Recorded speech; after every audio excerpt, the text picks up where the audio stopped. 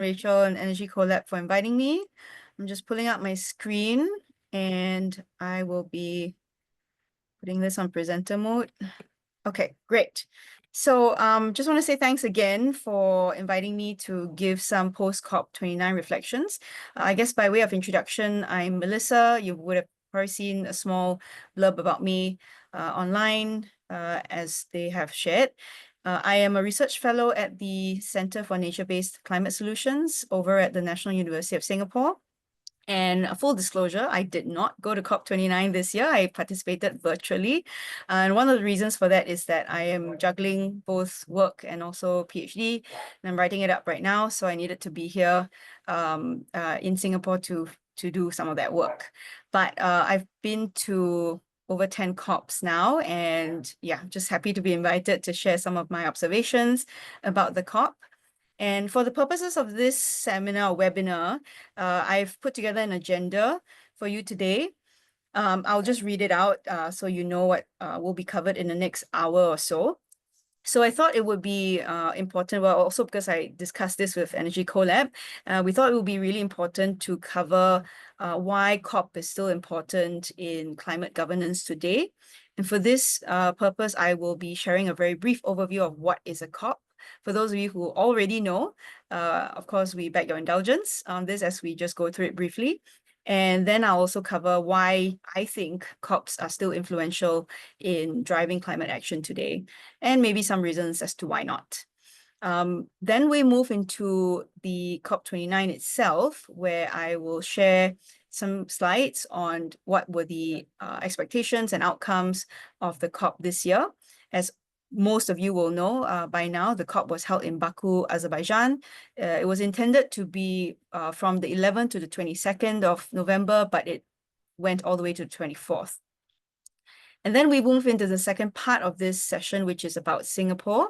So I've been asked to share about where I see progress made in Singapore's climate actions. And for this purpose, I will first be covering, of course, Singapore's current set of targets that we have to the Paris Agreement. We know this to be the nationally determined contribution. If this is the first time you're hearing that term, don't worry, I have slides to explain what NDCs are. But specifically, I wanted to share also that there were a few announcements and reports that were released at the time, during the time of COP. So I'll be covering those reports as well, and I hope that you'll find some time to read them if you haven't already. So I've listed them here. These are the first Biennial Transparency Report, GreenGov Singapore for the financial year 2023 report. And then we'll maybe, if we have some time, we'll talk a little bit about what the expectations might be around Singapore's next NDC, which is due 2025. And then we'll launch into the Q&A. So before we begin, I also wanted to share what I will not be covering today, right? Because in case you came to this expecting a real super in-depth rundown, obviously 1 hour is not enough to go through the entire history of the COP, what were some of the deep-seated tensions and ideologies that led to the outcomes. So we can't do that. But I have hopefully given you some, suggestions for where you can find this information. So if you're looking at an expectations briefing before COP29, we have that on the NUS CNCS YouTube page. And I've done a screenshot for you here on the top right. Also, I would recommend if those of you who just prefer to read long-form articles or outcome briefs, I find these to be quite useful. The ENB Earth Negotiations Bulletin has a really great bulletin. They have a curtain raiser and summary of COP29 and most other environmental COPs as well. Carbon Brief is also really good. And for those of you who live, work, and reside in Singapore, you might already be familiar with Chi Yun's The Weird and Wild Substack, and she's earlier this week sent out a summary of the COP29. I thought that to be really helpful as well. So do subscribe if you're interested to find out more from a youth's perspective. Okay, so this is where I really start launching into the presentation. I hope you're ready. So very briefly, just to illustrate how the international climate regime looks like. Some would argue it started before 1992, technically in the 1970s, when the World Meteorological Organization was formed, and scientists obviously started noticing climatic changes brought about by not just natural phenomena, but also anthropogenic emissions. But really, I think for the climate regime and governance per se, most people would argue and I guess concur that 1992 at the Real Earth Summit was really a time where multilateral environmental agreements, such as the UN Framework Convention on Climate Change and its siblings, the UN Convention on Biological Diversity, UN Convention on Combating Desertification, were agreed and adopted. So the UN Framework Convention on Climate Change, on UNFCCC for short, I like to characterize it as a framework or umbrella agreement from which comes the Kyoto Protocol and also the Paris Agreement, right? So obviously in the international climate regime, there are many other multilateral treaties, right, that we cannot cover, but they are all included. So Montreal Protocol covers ozone depleting substances. While not technically greenhouse gases, the substitute to ozone depleting substances, some of them, for example, hydrofluorocarbons, are greenhouse gases, right? So the solution to reducing or banning ozone depleting substances actually ended up becoming a climate problem. So obviously, just to say that there are also sectoral, I guess you could say bodies like the International Maritime Organization, International Civil Aviation Organization, and so on and so forth, that we won't be able to cover for today's purposes. But and what we can cover is only basically the Paris Agreement, so it's only on the right side of the screen. But there's a lot of history, right, to how we even got here today in 2024, nearly 2025, right? So there's a lot of history there that we won't be able to go through, but I also would encourage you to go and look it up if you're interested. Because again, a lot of the deep-seated ideologies, principles like historical responsibility, common but differentiated responsibilities and respective capabilities are still well and alive today, even if the text of the agreements don't reflect that very much, but countries still bring that to the negotiations. Okay, so just to very briefly illustrate what we were thinking of when we talk about the international climate regime and climate governance.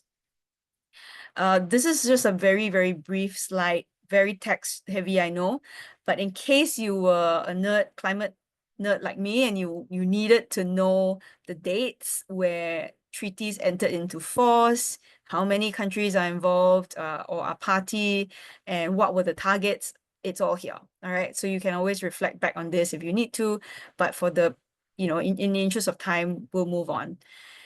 So we assume that a lot of people know what the COP actually means, but I thought usually it's helpful to explain what it is so that you can appreciate kind of the institutional structure of the UN Framework Convention on Climate Change. So the COP literally translates, so it's an acronym for Conference of the Parties. And a party is a state, right? Where if they've signed up, adopted, technically if they've adopted it and if they don't ratify it, they're not a party. So countries would actually have to submit an additional documentation to the UN headquarters located in New York to assent to or ratify a particular treaty, and then after a certain number of days, usually I think it's 30 days, then they officially become a party to that particular treaty. So the moment a country becomes a party to a given treaty, in this case is the UNFCCC, they would be invited to attend a conference of the parties, right, where they undertake decisions at the supreme governing body level. This is where you see a president of the COP handling a gavel and then gaveling through the decisions, right? So because decisions can only be taken at this level, this is why COP decisions during the week or the 2 weeks don't really count legally until the very, very end. And that's why it's so important to it's survival of the fittest to be there at the very end, right? Because the meetings usually go overnight, and if you're not there, your interest might be eroded, right, through over time compromises to the language. So just to be clear, the COP, for the COP just labeled COP is for the UN Framework Convention on Climate Change. So when we talk about COP29, it is simply the 29th meeting of the Conference of Parties, right, of countries that are party to the UNFCCC. That's it, right? So no need to be afraid of the numbers. It's just the number of times they've met.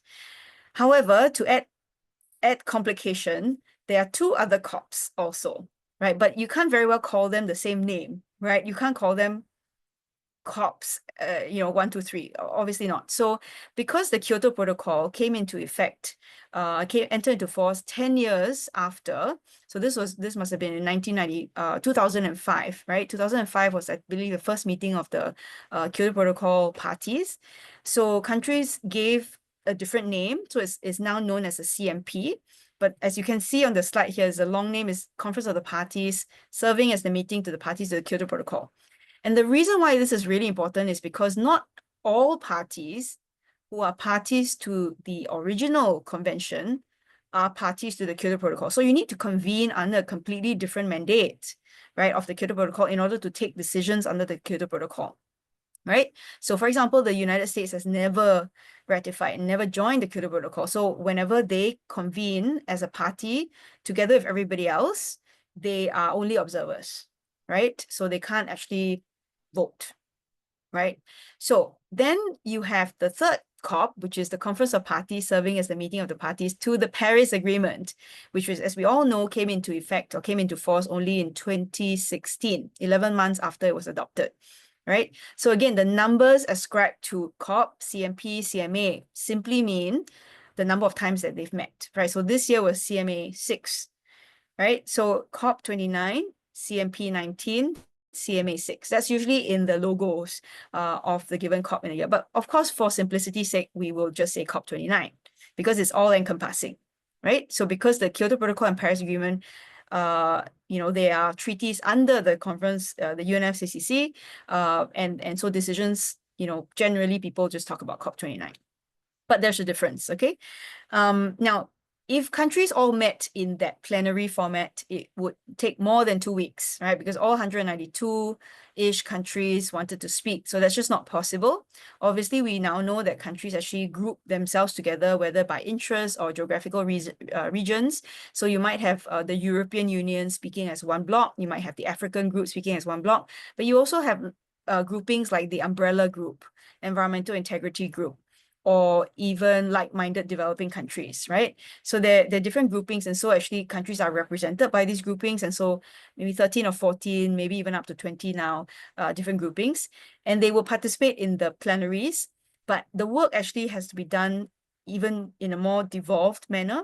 So usually what happens is that countries will be, or the COP president or chairs will basically ask facilitators to go off and chair meetings or facilitate meetings. And this is done under the permanent subsidiary bodies. There are two of them. One is called SABSTA, Scientific and Technological Advice. And then you have the SBI, which is the subsidiary body for implementation. Right, so anything related to methodology, anything that's technical in nature, scientific in nature, will be done under SABSTA. Anything that's related usually to finance, means of implementation, so you would have capacity building and technology, typically fall under the SBI or the subsidiary body for implementation. But quite regularly, you find that there are joint issues, right? So on the COP agenda, if you've ever been to a COP, in the agenda and on the screens, when you're there, there will be joint agenda items, just different numbers associated with them. Okay, of course, there are other meetings, other constituted bodies. We won't go into detail about them, but I will, certainly welcome you to go to the UNFCCC website to take a look if you're interested. Okay, so this is a general institutional framework. I hope that helps you to appreciate what the COP is and what countries go there to do. But coming to the question that I posed earlier, right? Like why are COPs influential, and what role do they play in climate governance? So here, putting on my research hat, I just thought to share with you that researchers have been quite fascinated with multilateral environmental agreements for a very long time, even before 1999, when Dan Budensky wrote a seminal piece on the UNFCCC. But basically here I state that, international environmental law actually saw the popularity of multilateral environmental agreements come to play in the late 1990s. And this is one of the reasons for this is in bullet point number 2, just to draw your attention. International environmental law developed on this basis because countries felt that they wanted to come together to negotiate and adopt international rules. And again, every time you see text coming out of these meetings, remember that countries put those words there.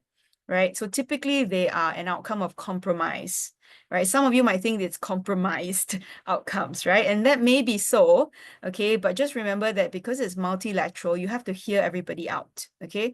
And someone very wise once told me that everybody leaves the COP a little bit unhappy. Because of course, if we go to the COP and we leave super happy, we've done something terribly bad for the environment, for the planet, that we all can emit and grow without unchecked, in an unchecked manner. So everybody leaves a bit unhappy because we are constraining ourselves a bit more, right? Every time we leave the COP unhappy, usually, okay, partly yes, because we didn't get what we wanted, but everybody can kind of live with, I think, more or less the outcomes, okay? Then the third bullet point is really just to say that countries usually try to address environmental problems, especially when they're transnational or global, through a multilateral setting like the COPs, because they can't deal with it themselves. Obviously, we've all heard the narrative, right, about Singapore. We contribute to 0.1%. Even if we, did not emit anything tomorrow, sea level will continue to rise, the climate will continue to change, right? Because some countries might be seen as inconsequential, or maybe because you really need collective action. And then I've also italicized a segment of this bullet point, which is countries also look towards reciprocal exchange of promises. So this is really important because in the COP meetings, right, it's always about what we call trade-offs. We sometimes use the term horse trading of issues because it's about what can you give me if I give you something else, right? If I give you climate finance, is there something that it meets my interest as well? Because I can't be giving away money for free, right? Maybe you can increase your ambition or something like that. Okay, so just keep that in mind as we go along with this presentation and in your encounters with COPs in the future. The UNFCCC continues also to be very important even outside of its own platform. So we see that many other multilateral platforms also make mention to the COP. So even the IPCC, which is an independent UN body, right? The Intergovernmental Panel on Climate Change, they typically also refer back to the UNFCCC. Even groups like the G20, when they convene, usually is with a view to also trying to drive climate action towards the end of the year COP meetings. Okay, so I just thought it might be helpful to give you some, at least from my perspective, why the COPs continue to be influential. And I guess the question we can all think about is whether the COPs will continue to be influential, particularly as the Paris Agreement is entering into its 10th year of adoption, right? So it was adopted in Paris in 2015, came into force in 2016. So next year, actually this year is 10 years, right? But if you want to count it by numbers, yeah, next year will be 10 years. But in any case, will it continue to be influential? Because COPs are a platform for negotiations. But should we really be in the state of mind of implementation, right? We should be implementing the agreement, not continuing to negotiate it, right? So now that even Article 6 is done, maybe the COPs should maybe not convene every year. For example, the CBD, the Convention on Biological Diversity COPs only convene every 2 years, right? Because maybe in between there really isn't that much to talk about, and you actually do reduce a lot of emissions if you don't convene every year, right? So something to think about for everybody who's here today. Okay, so this was a real celebratory moment. Usually when I put up this slide in my presentations, I pause and ask the audience, how many of you have actually read the Paris Agreement? And obviously, because I can't see most of you, with the tiny little panel on my screen, I just maybe wanted to pose to you this question, and you can just reflect on it on your own. How many of you have actually read the Paris Agreement? Like I said, 10 years on. And if you are here today, I would strongly recommend that you do, not only because it's only 16 pages long, because it's only 16 pages long. It was designed to be very readable. As far as I can tell, the Paris Agreement has no expiry date. So unlike the Kyoto Protocol, which adopted, well, what we call commitment periods, right, of 5 years. And then the second commitment period with the Doha Memo was 8 years. The Paris Agreement is designed to be a ratchet and review system, okay, which means that every 5 years, countries will just keep on increasing their ambition, tightening their constraints on carbon in principle, right? And then till the end of time. technically, right? So if you haven't already, would really, really recommend it. There's no time like today, right? And what better way to mark the 10th year of the Paris Agreement with actually reading it and, you know, making some efforts to understand it in detail. So that's really going to be the basis of, you know, mitigation, adaptation, and everything else in between moving forward. And this was really a pivotal moment. It's actually really challenging for the French to host this meeting. As some of you may recall, this was also the same month, in fact, where I think the Charlie Hebdo attacks took place, and people were actually quite fearful to be in France, in Paris specifically at the time. But everybody banded together and we, you know, agreed on a landmark climate treaty, which is, of course, now known worldwide as the Paris Agreement. And it also entered into force in an unprecedented fashion. 11 months, that was what it took, compared to the Kyoto Protocol's 8 years, right? So the Kyoto Protocol was really difficult to enter into force because the world's largest emitter at the time, the United States, did not ratify it. And typically for these treaties, you need there is a double threshold for entry, as we call it. So 55 countries and 55% of global emissions need to be covered by parties that have ratified. And without the world's largest emitter, it was just not possible until, as I understand, I believe the Russian Federation tipped it over, and then it entered into force in 2005, if I'm not wrong. Right. So the Paris Agreement enjoyed unprecedented support, and it came into force just 11 months. And usually this is a time where I also ask the room, like, why was it significant that it entered into force in November 2016? And we just had a repeat of this year. So then the answer, of course, is President Trump won the election in 2016 in November. But thankfully, we had gotten the Paris Agreement across the line. Of course, as all of you know the history, he still pulled the US out of the Paris Agreement in 2017. And there are, of course, worries right now that he will do the same once he takes office in January next year. Okay, so watch this space and see if, you know, I mean, we all expect things will be tricky, but in my view, I think I'm holding out hope because it wasn't as big an election promise as in 2015. So hopefully it goes unnoticed, but probably not also. So we'll see. Compare this picture that I have on screen to this one, right? This was taken on the last day of the COP this year. This is a photo of the UNFCCC Executive Secretary Simon Steele and the COP29 President Mukhtar Babayev when the Baku COP29 concluded. And just look at the timestamp there. It concluded at 5:31 a.m. on Sunday, 24th November, and they had a 35-hour delay. So normally the COPs end on Friday, or they're scheduled to end on Friday, right, the 22nd of November, but they couldn't end because there were some issues with concluding the new collective quantified goal on climate finance and among other things.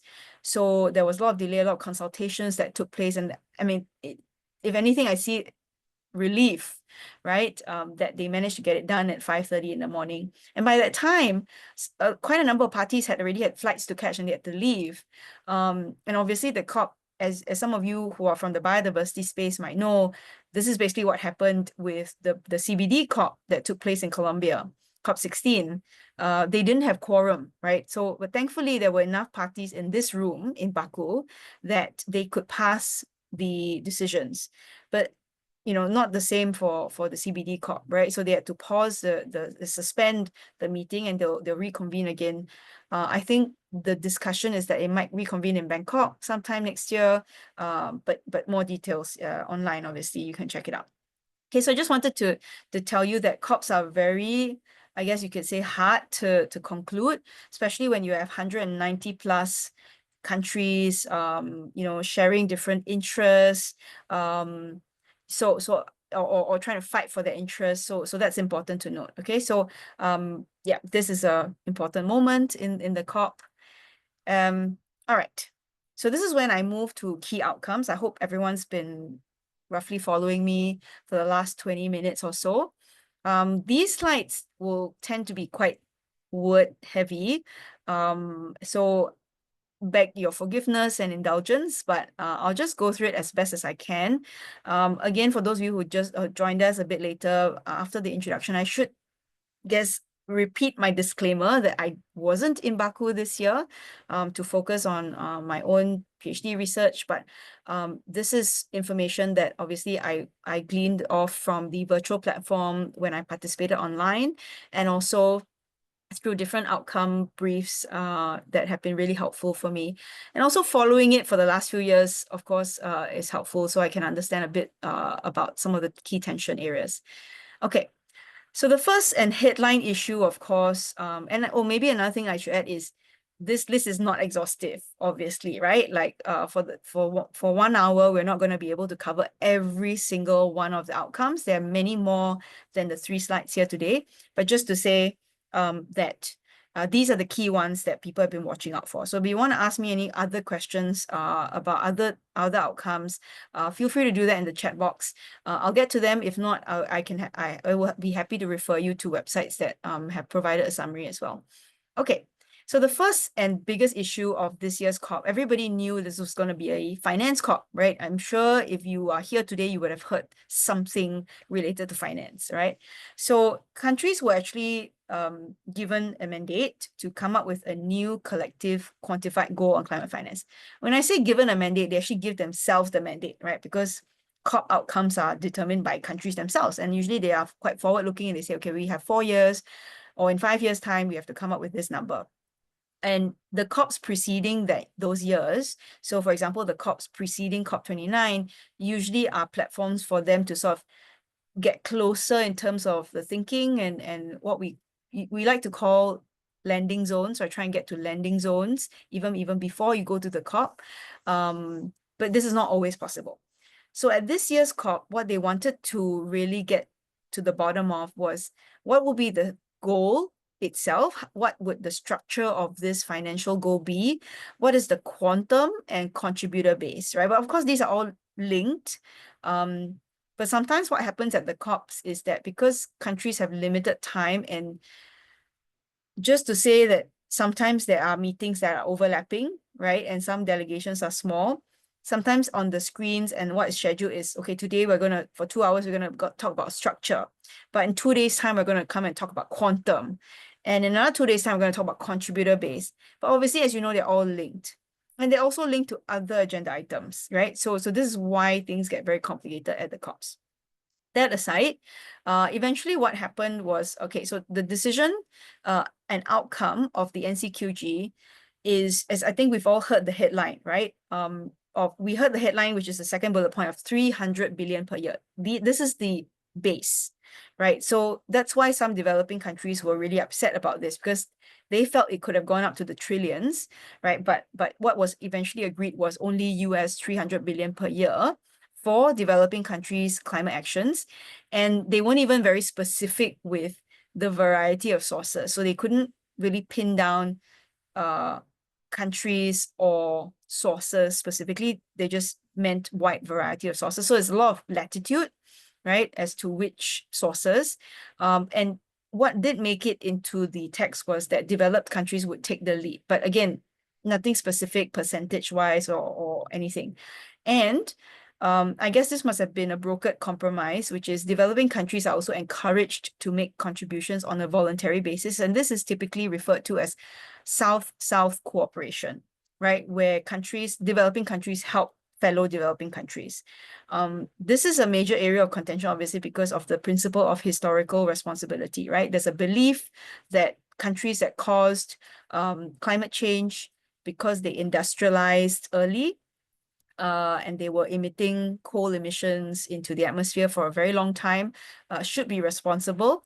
And they also have much more resources than the developing world to address climate change, climate adaptation, and so on. Okay, so of course it says that all actors should work together to scale up this financing to at least USD 1.3 trillion per year by 2035. But the goal that was eventually set was just 300 billion.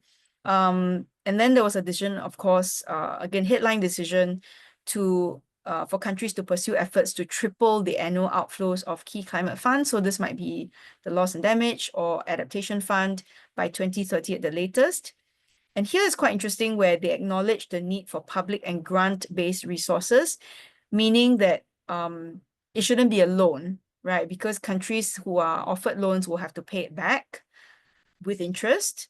So I think where the COP landed was that, okay, it can't be that approach. You have to give them a grant so that there's nothing expected of them except to meet the deliverables, right? So they've mentioned here concessional financing for adaptation and loss damage. So maybe matching funds or grant-based funds. Okay, so that was the big picture, right? I'm sure there's other details that I've missed out, but just to give you a taste of what were the key outcomes. The loss and damage outcomes were, I would say, I didn't see too much happening on loss and damage because the fund was given some initial pledges last year, as we know, at the COP, on the first day of the COP last year. And also, I believe the board is going to be hosted in the Philippines. That was agreed this year as well. So some discussions there, but I understand based on what I've read that parties in Baku were very much hoping, and they urged the conversion of pledges into actual contribution agreements. So what most people, I guess, don't realize is that the technicalities are really important, right? So just because you pledged $100 million to the loss and damage fund doesn't mean you actually give it, right? Until there is an agreement or an arrangement, the fund is transferred into a bank account somewhere, maybe owned by the World Bank because they are administering the fund. So apparently not a lot of that is done. So countries actually urged this to be undertaken by countries who have pledged so that it can help to increase the predictability of the money that can be dispersed quickly, right? So those are the two, follow-ups from the loss and damage, at least from what I could tell from what I've read. And this is, I know it's very heavy. I'm so sorry for this, but like, I just wanted to do as much justice as I could to Article 6. So Article 6 is cooperative approaches, technical word, okay, basically carbon markets, right? As we all know. There are 3 components to Article 6. I've only included the first 2, 6.2 and 6.4 here. 6.8 is on non-market, so I'm not going to cover that, but there were some procedural outcomes from 6.8. Under 6.2, I'm just going to ramble on because it's also written as such here. I didn't want to take up too much space in the slides. So Article 6.2 is the bilateral one, right? Where a country that wants to buy carbon credits from another country, we call this the host country, all right? So the buying and the host enter into an agreement, and the host can authorize the use of carbon credits or mitigation outcomes for the buying country to procure. And the buying country is typically thinking of using it towards its NDC or climate target, right? So this is usually the case for countries that somehow find it really difficult to decarbonize in a cost-effective way, if I might put it that way. So they might think that they might know that decarbonization is extremely costly in their countries. And so they're investing in projects elsewhere or looking to buy carbon offset somewhere else so that it's cheaper, but they're also financing conservation or financing leapfrogging technology like renewable energy to be developed in these host or developing countries. Okay, so that's a long story short, but basically what happened in 6.2 is that actually it was pretty much finalized the last few years, but there were some, I would venture, inconsistencies or like things that were not clear because, countries go into very late night discussions, right? And sometimes certain parts of the text is unpacked and like edited, but then they don't go back to another segment of the text to ensure consistency. So there was some confusion about sequencing what has to be done before triggering the next thing, So there's some difficulties when countries were trying to implement Article 6.2, or there was like not a lot of clarity in certain processes. So this COP was really to try and reduce as much of the uncertainty as possible. So just to say that the key elements for how a country would authorize the use of these carbon credits were finally agreed, right? And the countries also asked the Secretariat to produce some like templates so that it's easy for countries that don't have the capacity or they have, lack of institutional arrangements. They can just download a template and it would be compliant, right? If they just filled out the template. They also finally agreed that countries cannot revoke authorization. At least that's how I read it. They cannot revoke authorization of use of the carbon credits once the first transfer has been done, unless the two participating countries agree beforehand, right? So unless there's some kind of dispute resolution provision in the implementation agreement, then that will be allowed.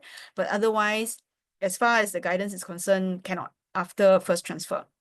Okay.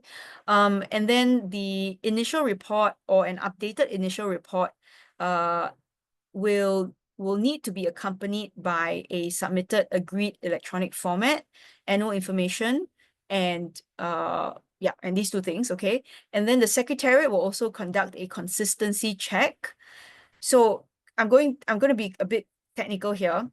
So for example, if a buying country has bought 1 million units, right, carbon credits, and the selling country has sold it 1 million, but the selling country has not added the 1 million back into its own inventory, right? So the Secretariat will say that, oh, I'm sorry, this transaction is inconsistent because buying country says that they've bought and they're going to reduce 1 million tons from their NDC achievement, right?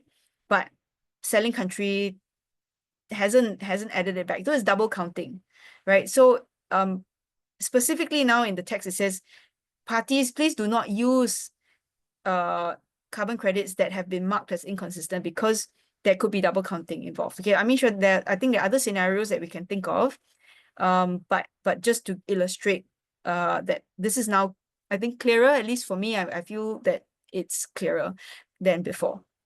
Okay, now then I move on to the second mechanism, which is Article 6.4, or otherwise known as the Paris Agreement Crediting Mechanism, PACM. But I think most people still refer to it as 6.4. Okay, so there are a lot of things that people were buzzy about, right? 6.4, because on the first day, there was an adoption of some methodologies already, and that was seen as a big win.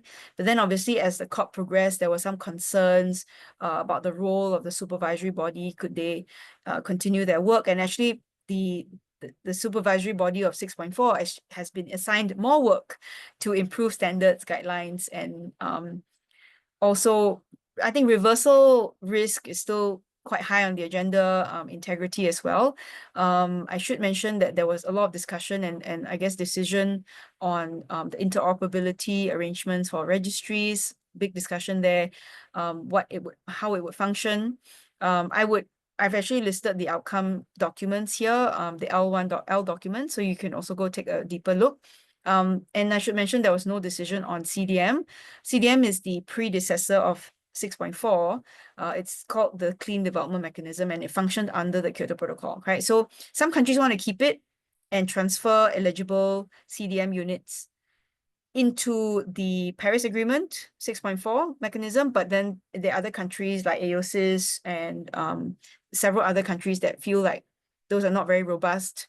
They didn't take very robust standards to create those credits, so they prefer not to bring the CDM units in, which arguably would flood the market and then maybe devalue the credits. Okay, so 6.6264 very briefly only, okay? So I can only cover the top level stuff that came out. Now, global stocktake. So as you all know, or you may know, that last year was a very, very big COP. Last year in Dubai was a huge COP, COP28, because there was the first ever global stocktake of collective action. And it was largely seen as a win because there was language around phasing down of fossil fuels in energy systems and all that. It was like huge, right, last year. But when it came to implementing the global stocktake outcomes, unfortunately, the COP disappointed many because they couldn't come to consensus, right? They couldn't reach agreement on how to implement the outcomes without undermining the nationally determined and bottom-up nature of NDC setting. So I'll come to this in a few slides later about NDCs, but like I think most countries, every country wants to have their sovereign right to produce NDCs, right? Like, because they're supposed to be nationally determined. And this goes against the grain when you have a prescriptive outcome of the COP now. So the Global Stocktake obviously said that countries have to take steps, right, to reduce and increase renewable energy and all that, but it's now inconsistent, right? Because you wanna make countries do something, but then they will argue that, hey, actually the contributions are self-determined, right? You're not allowed to be prescriptive. So this is kind of how yeah, things get complicated in the COPs. Okay, so Global Stocktake, sorry, but nothing really came out of it. They tried, but very, very hard. Okay, and of course, just skimming the surface. So of course, some of you may have heard other things and who are involved more. Feel free to correct me and share more later if you like. Adaptation, just very briefly. There was a 2-year work program called the UAE, or United Arab Emirates BELEM work program on indicators. Actually, it's stretching 3 years, right? If you think about it. So it's UAE, Baku, and then BELEM, right? The troika of presidencies, 3 years in a row, to establish a set of quantified indicators to measure progress. Now, the issue is that unlike mitigation, so we all know for mitigation what we're aiming towards, right? Or the threshold that we are trying not to exceed is 1.5. So mitigation is very clear. 1.5 is the tipping point. But what is that 1.5 equivalent in adaptation? It's very hard to assess, because from city to city, from town to town, from country to country, adaptation needs will be different, right? So this is why adaptation work, especially on indicators, is very challenging. And so they couldn't conclude, or they weren't supposed to conclude it anyway this year. So only at COP next year, which is the 7th meeting of the parties to the Paris Agreement, right? So CMA 7, then the list of indicators will be due. So countries have called upon experts to try and whittle down the list of global indicators to no more than 100. And they've also asked that indicators have to capture specific ecosystems, issues like vulnerability of children, and how to track means of implementation that as they relate to adaptation. And then this expert input on indicators is actually going to be due well ahead of the COP, of course, before the mid-year session. So 1 month before SP subsidiary body 62, it's happening in June 2025.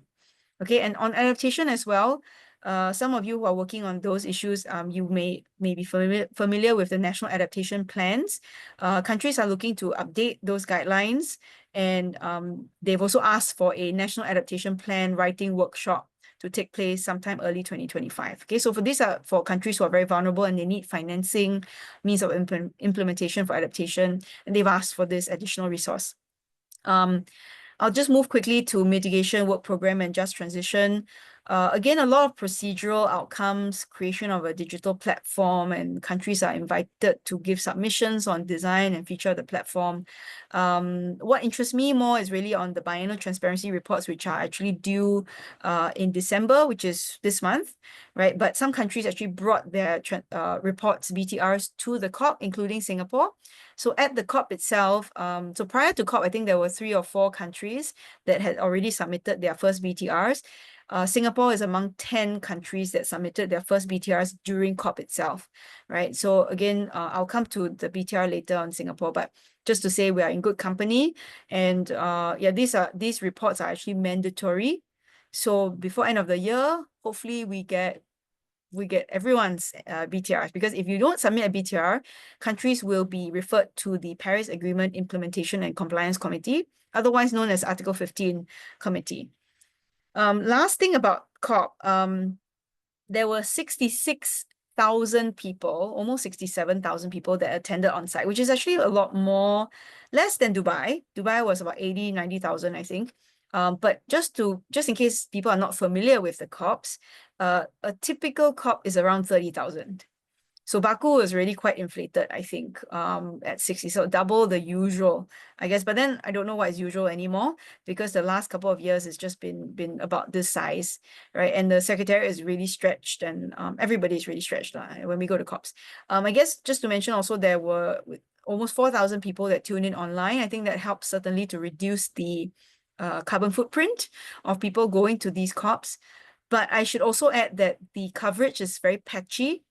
Not every meeting will be live streamed, so you do get gaps in your kind of feedback, especially if you're yeah, if you're counting on certain events, not every room has like live stream capabilities. Okay, so just to mention that next year's COP will be in Belém in Brazil. It's in the Amazonias.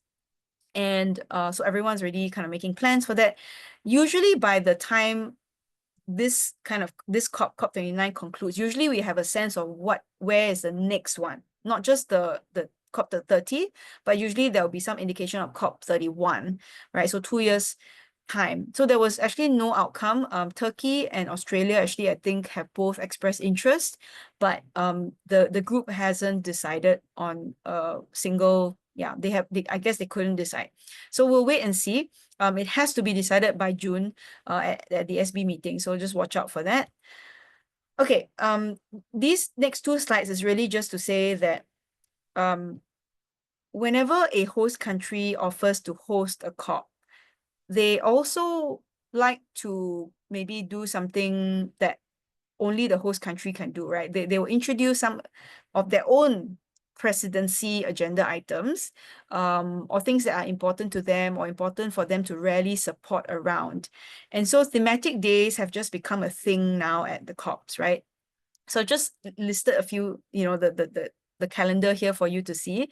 Yeah, you know, normally what happens is that a lot of events happen on that day that kind of line up nicely. Side events or pavilion events would line up as closely as this as possible.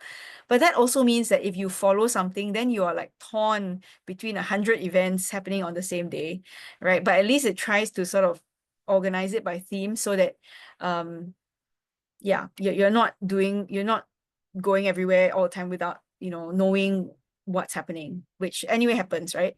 Okay, so thematic days are kind of actually a fairly recent, if I'm not wrong, fairly recent introduction.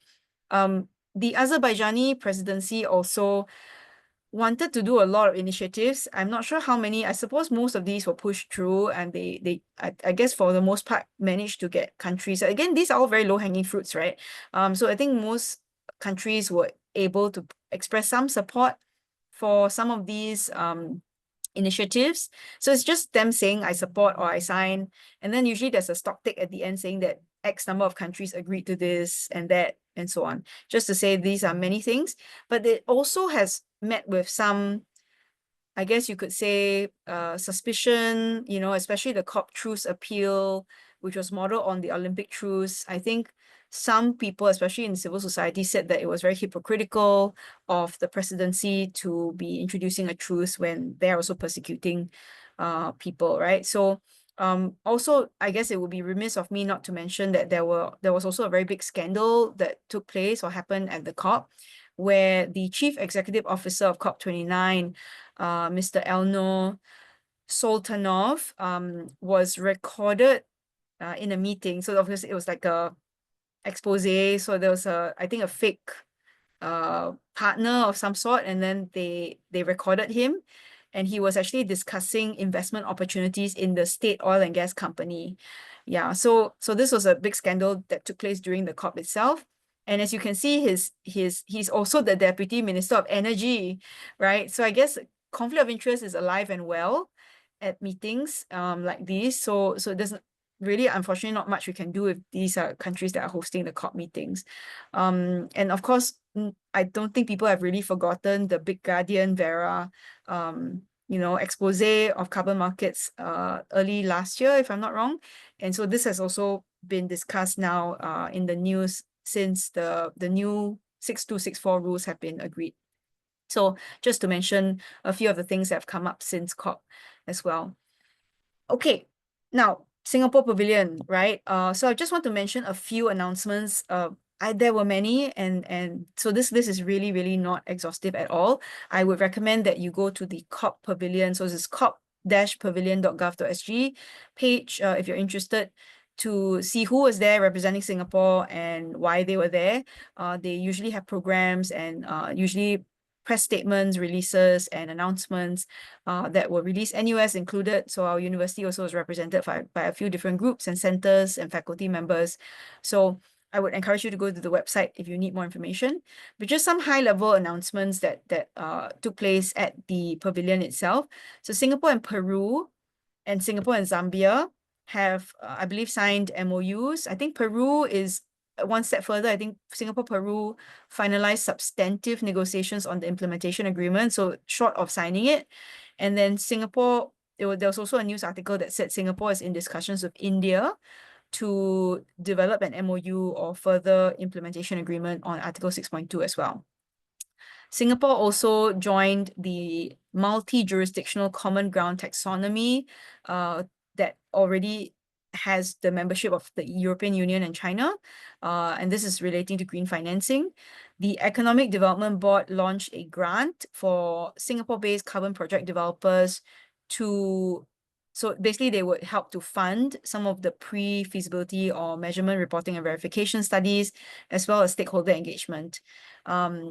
I don't know if the quantum has been released, but basically companies that are interested to develop carbon projects can approach EDB for more information and for some support. This was a big one. The next one is concessional financing, where Singapore agreed to match every dollar up to USD $500 million or 670 million Singapore dollars for relevant green and transitional projects, so potentially coal transition financing. And obviously this is part of the last year's announcement by the Monetary Authority of Singapore, the FAST-P program, right? FAST-P is Financing Asia's Transition Partnership. There are other announcements that I will be covering in the remainder of my time on this presentation, which is Singapore also released its first Biennial Transparency Report. And during the national statement that was delivered by our Minister for Sustainability and the Environment, Ms. Grace Fu, it was mentioned in the statement that Singapore will submit our next NDC, which is the 2035 NDC. So it's for 10 years, 2025 to 2035. We will submit it on time. Now, so for those of you who are not familiar with COP, if you've not read the Paris Agreement, you don't know what the timelines look like, most people would typically assume that the NDCs are due at the COP, right? So you would think that, oh, you bring a number to an announcement, you bring it to Belém in Brazil, right? COP30. Actually, that is not the case. So if you read the Paris Agreement and the decision text closely, you will find that actually the NDCs are expected to be submitted 9 to 12 months ahead of the given COP, the year that the NDC is due. So if you work backwards, if Belém is happening in November 2025, technically the window is now open for the next 3 months, right?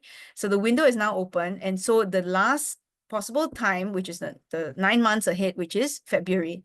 So if Singapore mentioned here in the national statement that we will be submitting our next NDC on time, you should be expecting to hear an announcement in February 2025. Okay? Okay. Very briefly, what are NDCs? They're called nationally determined contributions. Okay, they are at the heart of the Paris Agreement. There's no Paris Agreement without NDCs. These are your what we call bottom-up, so to speak, pledges. Countries are expected, they must prepare, communicate, and maintain the NDCs, and they have to update it every 5 years. Each NDC, successive ones, need to represent progression. However, progression is a very loosely formed word. Okay, not loosely formed, but it's quite ambiguous, right? Progression could mean a lot of things. So I'll just be mindful of that. Sometimes countries submit the same headline number, but then they say that they now have an action plan, right? Or they specify certain targets within certain sectors, but the headline number doesn't change. So I invite you to be critical about what progression means. Again, countries have decided on this themselves. The word was put in there, probably struck as a compromise, right? So just be mindful of that term. The issue with NDCs is that they come in all shapes and sizes, which actually make it very challenging to compare. So whenever somebody asks me like, oh, how do you compare? Or they say, oh, which NDCs are better? It's impossible, right? Because every country has their own nationally determined number, contribution, and it may not even be numbers, right? As you can see from this decision tree, countries can even submit action-based targets, right? Where they are in the form of regulations or deforestation targets, which means it's hectares, or in renewable energy target, which means it's in gigawatts or megawatt hours. So obviously in some cases it's easier to convert, right? You just apply an emissions factor, but in other cases, the methodologies might be a bit more complicated to convert, right? So it's not particularly constructive, I think, to compare NDCs. It would make a lot more sense to compare a given country's successive NDCs to see whether they're making additional efforts, right, to achieve them, and whether they're constraining their carbon a bit more. I wanted to use the word economy, but I guess it kind of does lead to that question about, yeah, when you constrain carbon, it does lead to a constraint on your economy, right? So again, this is why, yeah, NDCs are tricky and complicated because not very comparable. And also when you let countries decide on their own numbers, they're not going to be particularly ambitious. So I think the most recent figure is that we're on a 2.7 degrees Celsius trajectory with existing targets. So we're all really hoping that the next set of targets, right, 2025 due targets, will help narrow that window a bit further, the emissions gap, so to speak, and hopefully it will get us closer to 1.5 than 2.7 trajectory. Okay. I want to go through this in detail, but I only have like 5 minutes. So I won't discuss the first two, okay, which is our 2009 pledge and the first intended nationally determined contribution and first NDC for Singapore, right? I won't discuss those two, but I will say that Singapore set a new pledge in 2020, which was to peak emissions at 65 around 2030. And if some of you recall, we also had an interesting net zero or non-net zero target, right, which was to halve emissions to 33 million tons by mid-century. And then it says something to the effect of with a view to getting to net zero if the technology allows something, some kind of wording like that. But in 2022, after the UK hosted COP26 and invited countries to revisit and strengthen the NDCs, our then DPM and of course now Prime Minister Lawrence Wong had announced that Singapore will peak its emissions earlier and then lower its fixed level target to 60. So at the time, obviously the media was all like, wow, okay, we're actually shaving it by 5 million tons. That's great. And it is great, right? Except for the fact that what wasn't mentioned was the peak year and the peak level, right? So of course, I'm not saying that Singapore would go to like 90 million tons, but without actual any statement, we don't know. So in Parliament, the government actually clarified that the best estimate for emissions is to peak between 2025 and 2028. And they said that it will not exceed the last target, which is 65, right? So I think that was helpful to have those clarifications at the time, okay? If you've never seen a copy of our NDC, no better time than today again, right? So I'm showing you just the first two pages of our NDC. Singapore's NDC is interesting. It is in the table format, which in my opinion makes it very easy to read. But of course, it's not, maybe for some people, it's not very aesthetic. But again, I think it's just useful for researchers and anyone interested to see exactly where the information is and not have to scratch their heads and say, okay, what provision does this respond to, right? So it's very, very clear from this table. And if you've ever had the opportunity to read any other countries' NDCs, some of them are in narrative format and it can be like 80, 90 pages. And so you have a challenging time, I think, finding the numbers that you want. So I think this is really good. Now, of course, you can't, actually, I don't know if there's anything in the Paris Agreement that says you must do a public consultation. I would have to check. But just to say that for the first two NDCs that Singapore submitted, so I don't know about the okay, actually I do. So the 2015-16 one, there was a public consultation. It was couched as a panel discussion, but later on, it was said that it was a public consultation. Even though I was quite sure that at the time, because I was on the panel, I was quite sure it wasn't a public consultation. It was an engagement. Okay, anyway, so in 2020 and 2022, there were actual formal public consultations, albeit in different formats, probably different comms teams, right? That was leading on it. So in 2020, it was a email-based feedback, 3 or 4 months. And then 2022 was the same, I think, also quite long, I think three months. And I quite liked the 2022 one. I feel was pretty comprehensive. And they also, the government at the time also asked the public if they would publish their submitted feedback. So out of the 2,000 pieces of feedback emails that they received, only 20 wrote back saying, okay, so if you actually go to this website, you can actually read the 20 emails, mine included, with a lot of disclaimers that I was writing as a private citizen.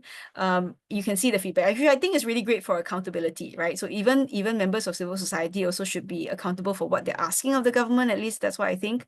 And there was one public consultation that was held just recently. I hope most of you were able to catch it.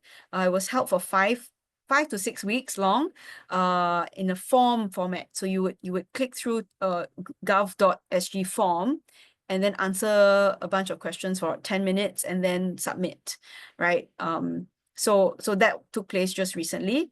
And yeah, I'll come to what I think the NDC should be, but again, I have my concerns over whether we can actually produce a ambitious one, given the cost and everything. Okay, very, very quickly, because I know I'm at time, I want to have Q&A. Last bit is really that Singapore submitted 2 reports at least, right? I don't know if there were others, but I picked up on 2. Now, the first is Singapore's first Biennial Transparency Report. This is great because we actually submitted earlier than the deadline. Not much earlier, okay? So the deadline is actually December 31st, 2024, right? But Singapore is also one of maybe 4 countries in the world that because we are considered a developing country, so we adhere to the biennial update reports, or actually it's the International Consultation and Analysis arrangement or process. So Singapore actually we had submitted 5 biennial update reports since 2014. So we know how to do this. We know how to do transparency reporting, okay, except for the fact that the BTRs require more, right? So they're a bit of a step up. For example, just to give you one example, the guidelines, you absolutely have to use the 2006 guidelines. You can't use the older versions, right? And there are several other, like you have to add gases and things like that. Okay, so a lot of work obviously went into the BTR. But it's not just the single report, okay? So if you want to look into this further, it's not just this one BTR. Of course, the BTR itself is very comprehensive, but you also want to look at the additional required documents. So these are your common tabular formats for your NDC or your finance, technology, and capacity building, what we call means of implementation. So again, I don't know how many of you are following this closely, but the interesting thing about the Paris Agreement, and that was one of the most, I guess, the wins, was that transparency is not only of action now, it's also of support. So this was in response to how, developing countries would say they only receive X number of dollars from developed countries, but developed countries might inflate the amount that they said that they gave to developing countries. Usually is in the form of overseas development aid or some other means, right? So in a bid to kind of be able to harmonize the numbers, transparency now has to be applied on both action, but also support. So if you provide support, if you mobilize money, or if you mobilize finance, technology, or capacity building efforts for other countries, you have to report. And if you're on the receiving end of this support, whether it's money, technology, or capacity building, you also have to report it. So in a way, if you read all the reports, you should be able to say, yeah, actually this 100% happened, right? There's no mismatch. So Singapore has been we just submitted these documents. And there's a national inventory document that I've included here as well on the slide. I've screenshot the first page. I should mention that the greenhouse gas inventory document, when I clicked on it, I was like very surprised. It has 181 tables in there. So very rich resource for anyone who wants to do research about Singapore, and it has 49 figures. I will show examples of figures in the next slide, but just to say that the 5 other reports, the BURs, are also excellent. I got a lot of the information that I shared with you guys earlier, you know, on Singapore from these documents. And so, yeah, we remiss, you know, look into these documents. They're really, really great, and a lot of work has been gone into it. So I would strongly recommend familiarizing yourself with them. These are just 2 examples of figures, right? The 49 figures in the greenhouse gas inventory report. So the first one obviously is the total GHG emissions. Look, it's so great. You have a breakdown of the different types of gases even, right? And you can see the relative share of these gases in there. And then there are obviously some that are very concerning, right? Like the hydrofluorocarbons. You look at the yellow line shooting right up there, because hydrofluorocarbons is used in refrigerants, and we use a lot of cooling in Singapore. And do you remember I mentioned the Montreal Protocol at the start of this presentation? Yeah, so HFCs is actually a substitute for HCFCs, which is the banned ozone depleting substance. So when Montreal Protocol happened in, I think, 1989, 88, 89, you can see that then the use of a greenhouse gas, such as hydrofluorocarbons, really took off for cooling. So this is, you know, this is really great, right? Because it's colorful, it's, you know, you can use it for presentations, you can, like I said, familiarize with, you know, it's great. The second figure that I have here, some of you may not be familiar with the institutional arrangement of Singapore. So this is also a really good guide for you, figure to show you that Singapore's climate policy is actually governed obviously by the head of state and cabinet, right? All the cabinet ministers. But there's an interministerial committee on climate change that actually works at the working level, I suppose, you know, with permanent secretaries, with directors and all that. And then they report to cabinet. But under that, you can see there are different committees, and for the purposes of transparency reporting, the National Environment Agency is in charge, right? So I mean, these are really just excellent resources for you. This is a slide that I thought would be very useful for you, especially when we answer the question that was asked of me, which is Singapore's progress. Okay, so this is absolutely brand new information, 11, 12 days old. Okay, Singapore's overall emissions in 2022. And the thing about the transparency reports also is that for these BTRs, the expected or the required data is X minus 2. So the data is only 2 years old. Whereas for the previous arrangement, the BURs, Biennial Update Reports, the data required of developing countries was 4 years old. So X minus 4. So we didn't know the latest. I mean, 4 years is a long time, right, to not have information. So Singapore's emissions, the latest one that is publicly available is 2022, and it was at 58.59 million tons of CO2 equivalent. Guys, that is really close to 60. Our NDC is 60, okay? So now Singapore knows we're going to peak at below 65, right? Or at max 65. So in this new report, Singapore actually said that we would likely, or we estimate that we will use 2.51 million tons of ITMOs, or international carbon credits, to achieve our NDC. So we're going to offset for sure. First time ever we've said it. In the past, the NDCs kind of mentioned that we plan to use it, but I think this is the first time that they have actually quantified it. To be fair, it's only a projection, so these numbers might change in the next report, right? But just to say, this is the first time. So we will peak emissions, and first time again says that 2028 will be the peak. Previously it said range, right? 2025 to 2028. So now it says 2020, closer to 2028. And it's given us the peak level, 61.92 million tons, right? So this is all there. It's all published already for the past 2 weeks. So fully recommend that you go and read it, okay? I just wanted to say that the reason why the number looks very big to you is that because in the past, Singapore was not including the hydrofluorocarbon, the yellow line, right? So the yellow line was already 3.1 million in 2022. We just didn't include it because I think there was some uncertainty that the NEA felt there was on the way they calculated this number. So they just wanted to be really sure of the estimates before adding it in. As you can see in 2021 also, they hadn't added it in. So that, I guess, HFCs really accounts for the big jump that we see from what the numbers we were familiar with, 54, 53, 54, and suddenly at 58.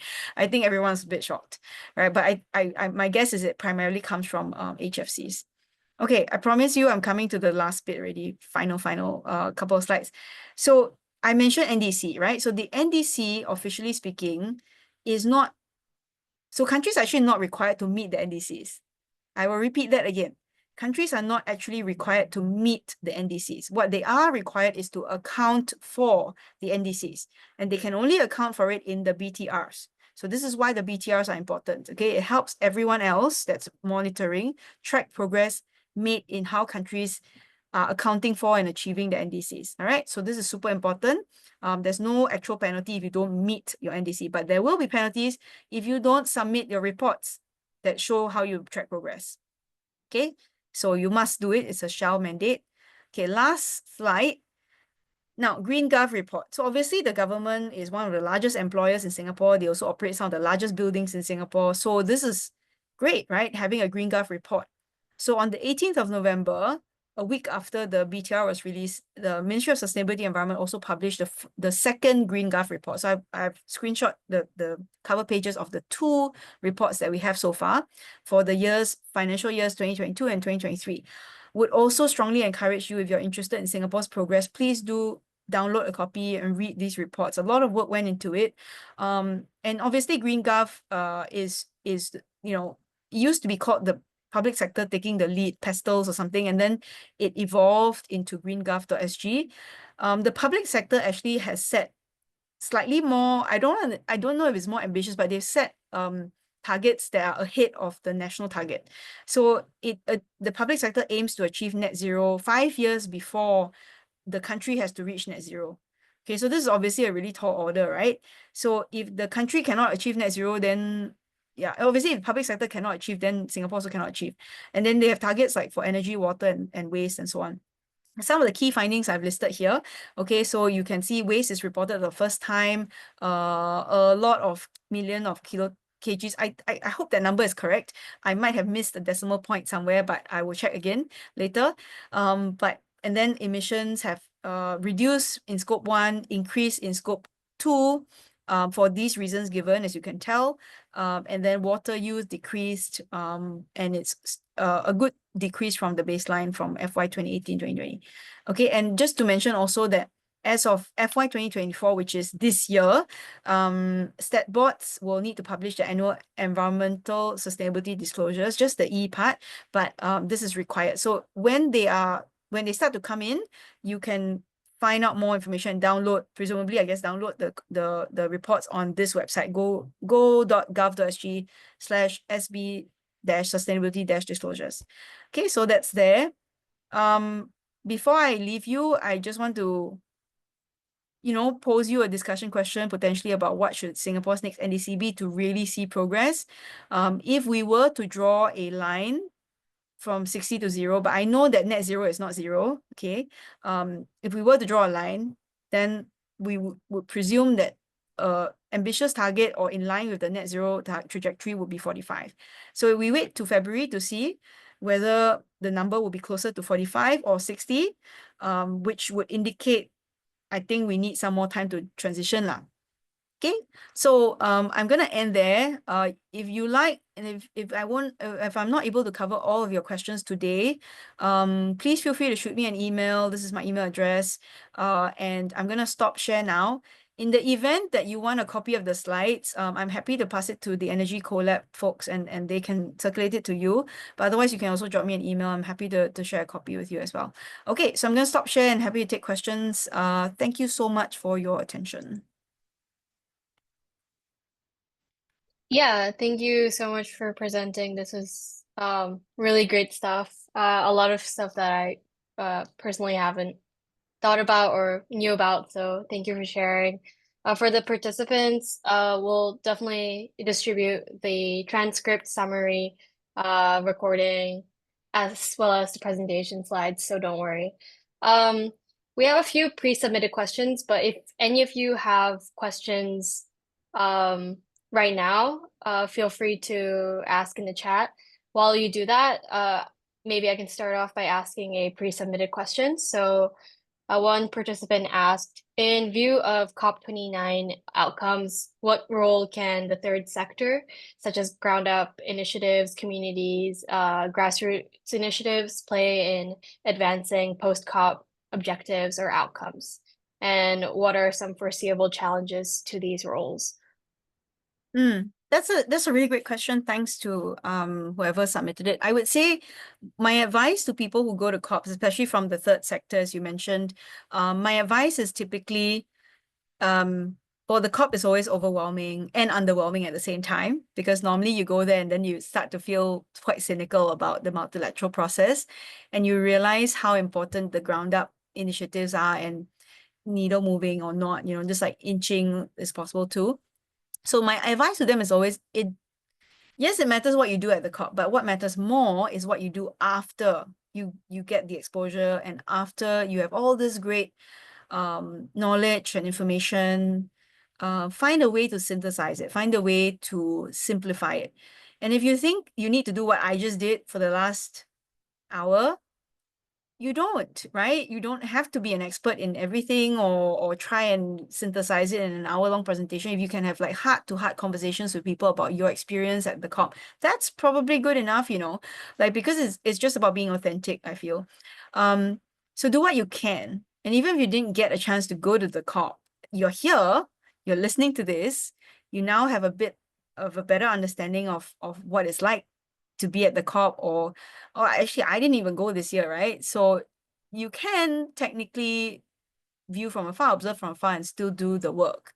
So the second part of the question, to answer that, is really just to say, I think familiarizing yourself with the outcomes and vocabulary is helpful, because that puts you on a maybe not at level with the government to hold them accountable, and actors, because now I think private sector actors are also getting more into the fold, especially on Article 6, on financing even, right? Because you're asking for multiple forms of financing.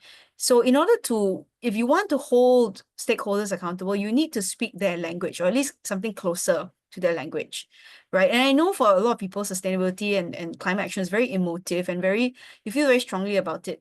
But I think at some point we also have to realize that if you don't communicate well, whatever you're saying is just going to fall on deaf ears anyway, right? Whether right or wrong. But point is, try to understand their interests, meet them in the middle. And one way to do that is by taking the time, reading, and yeah, I mean, not saying you don't have to feel anything. You should absolutely feel all the feelings, but yeah, meet them where they want to be met, right?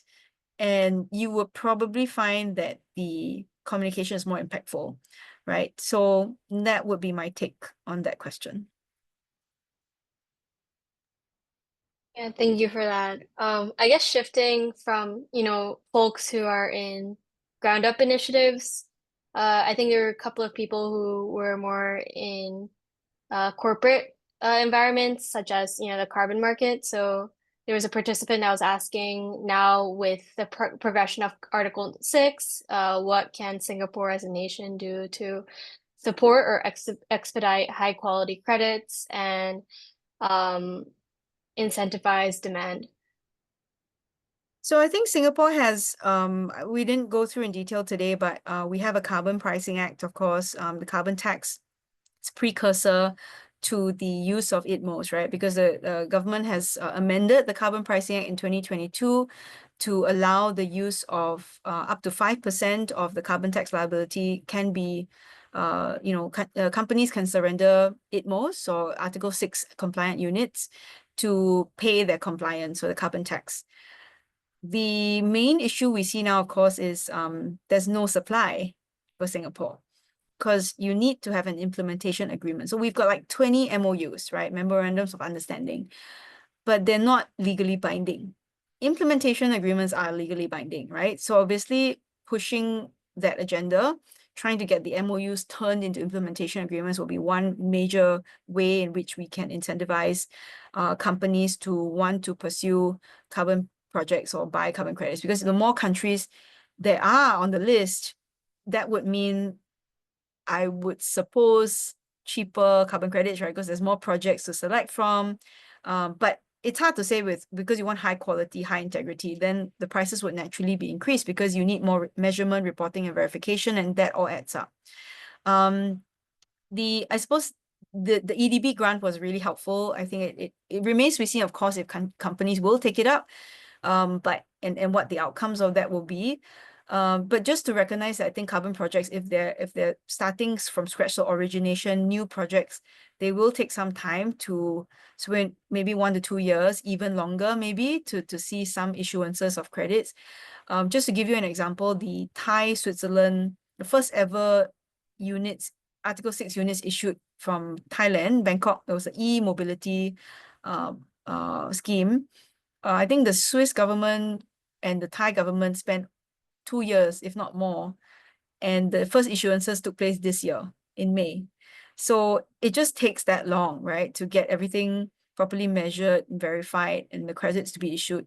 And furthermore, I think Singapore's principles are quite high. You know, we have 7 eligibility principles, and there are some that are very challenging, you know, like no net harm, permanence. Obviously, additionality is an absolute requirement. But my hope is that as we go closer towards 2030, I hope that we don't slide back or backslide on those principles, because I think it's, you know, I just don't want a situation. I hope we don't get a situation where, oh, we need to adjust our principles because we don't have the credits. There's very little supply, and so we have to scale back on the robustness and the integrity. I think that's quite scary to me. I hope that never happens, but you know, 2.5 million tons of units are very hard to find. Just to mention that the Thai Swiss project is 500,000 tons in total. The first issuances was 5,000 tons, you know what I mean? So it takes a lot to get issuances of carbon credits. So 2.5 million tons is really not going to be easy. And so I just hope that obviously there will be an acceleration of the supply, but I think capacity building will absolutely be needed. So hopefully, you know, Singapore-based companies or experts can also be engaged a bit more to try and help the host countries understand what is needed from our market, what we are requiring, so that it bridges that information gap a bit more to level the discussion a bit more. So in case some of you don't know, Singapore actually arranged a business mission to Ghana in July this year, which I understand was really successful because it brought the Singaporean businesses and market players to Ghana to see for themselves some projects, meet with the government there, meet with project developers there, and you know, really helps to like bridge the information gap, as I mentioned. I hope we see more of those trips and business missions so that you know, Singapore's interests, especially on the high integrity part, can be fulfilled. Yeah, and we need to partner, we need to work with the host countries for sure. And thank you for that answer. Since there's only 3 minutes until, you know, this event ends. Oh, there's a question in the chat. Yep, I see it. Okay. Yeah. How can Singapore play a stronger role in the just transition in ASEAN? This is a really tricky question. You know, geopolitically speaking, we're also not the biggest, or we might be, you know, small and mighty, but like I would say we have to be mindful of whether we come across as leading. I understand, I mean, Malaysia is going to chair ASEAN, I think, next year. So certainly lending support to the chair will be really helpful. I think like the Fast P I mentioned earlier that the Monetary Authority of Singapore has come up with, and this new concessional financing arrangement of up to $500 million. I think this is meant for this region, you know, not just ASEAN, but like the wider Asia. And I think the first country that Singapore is financing coal transition is Philippines.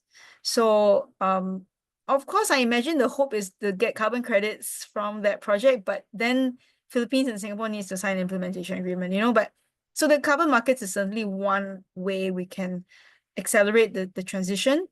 Don't know how just, you know, so this is a word or concept just transition that we need to unpack more. We just don't have the time for it today, because what might appear just to us, because we meet our NDCs, doesn't necessarily mean just for the countries that are hosting the projects, because maybe the coal sector employs a lot of people, and less in renewable energy plants, right? And then so lots of people actually might lose their jobs. And they may or may not have similar productivity grants or career conversion programs like Singapore does in terms of Skills Future that helps them transition into other jobs.